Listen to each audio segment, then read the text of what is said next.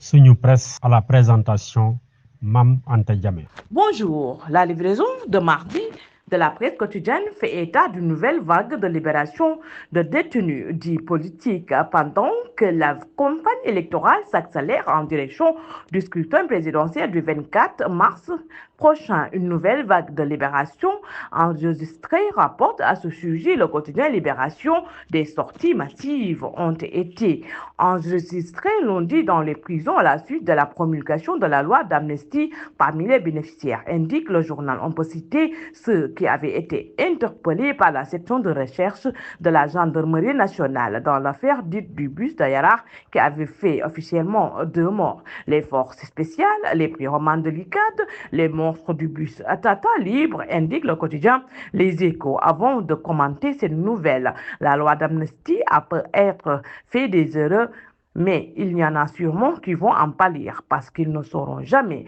ce qui s'est passé et la justice ne sera jamais rendue au nom de leurs enfants, écrit le journal. Source A précise que parmi les suspects appréhendés suite à l'affaire de l'incendie d'un bus de transport public à Yara, dans la banlieue dakaroise en août 2023, dont 2 ont été libérés récemment, 4 élargis depuis hier et les 2 autres sont toujours en fuite.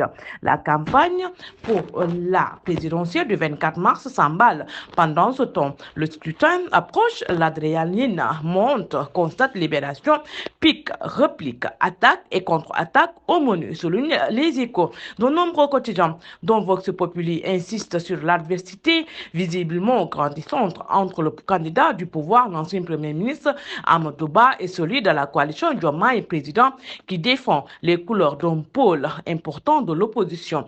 Vox Populi note que quand Amadou Ba charge Diomaye Faye, on n'a pas besoin d'un Sénégal de clivage et de clans. Celui qui est présenté comme le lieutenant d'Ousmane Sonko ne se fait pas plier pour répliquer. J'ai fait 15 ans aux impôts comme mon grand frère Ousmane Sonko et j'ai les mains propres, une pique dans le jardin de l'ancien Premier ministre, alors que la coalition Benno Bokk Yakaar, regroupant les partis de la majorité au pouvoir, continue de faire l'union sacrée autour de son candidat selon les termes du quotidien Enquête. De plus en plus écrit, ce journal Benno fait bloc autour de Amadou Ba. Déthié Fall s'engage à régler le fléau des inondations selon Walf Quotidien. Le quotidien LAS fait observer que l'agriculture, l'élevage, la pêche et l'industrie sont les secteurs pris en compte par les candidats Déthié Fall, justement Anta Babacar Ngom et Aliou Mamadou Dia. Il y a le cas Karim Wade, le champion du Parti démocratique sénégalais, dont la candidature a été invalidée par le Conseil constitutionnel pour double nationalité. Plusieurs quotidiens évoquent la situation du fils de l'ancien président Abdoulaye Wade, poussé vers Amadou Ba, puisque nous pouvons briguer les suffrages des Sénégalais. Dans une lettre ouverte, Babacar Gaye, ancien directeur de cabinet adjoint d'Abdoulaye Wade, demande à Karim de soutenir la candidature de Amadou Ba, rapporte Walf Quotidien. Mais Karim Wade demande aux militants de rester à l'écoute de Maître Wade, renseigne le journal Le Quotidien, lequel affiche à sa une le PDS à l'heure du choix. Pour le reste, les quotidiens donnent la bonne nouvelle d'un cadeau d'adieu du président sortant Macky Sall et qui éponge la dette fiscale des entreprises de presse, annonce le quotidien. Par exemple, Macky éponge la dette fiscale de la presse estimée à 40 milliards de francs CFA, confirme Tribune. Le quotidien L'Ast parle d'un cadeau d'adieu à la presse, mais affirme en guise de précision qu'il était pour sa part en règle. Le président Macky Sall efface tout, passe l'éponge sur la dette fiscale contractée par les entreprises de presse, écrit le quotidien Le Soleil.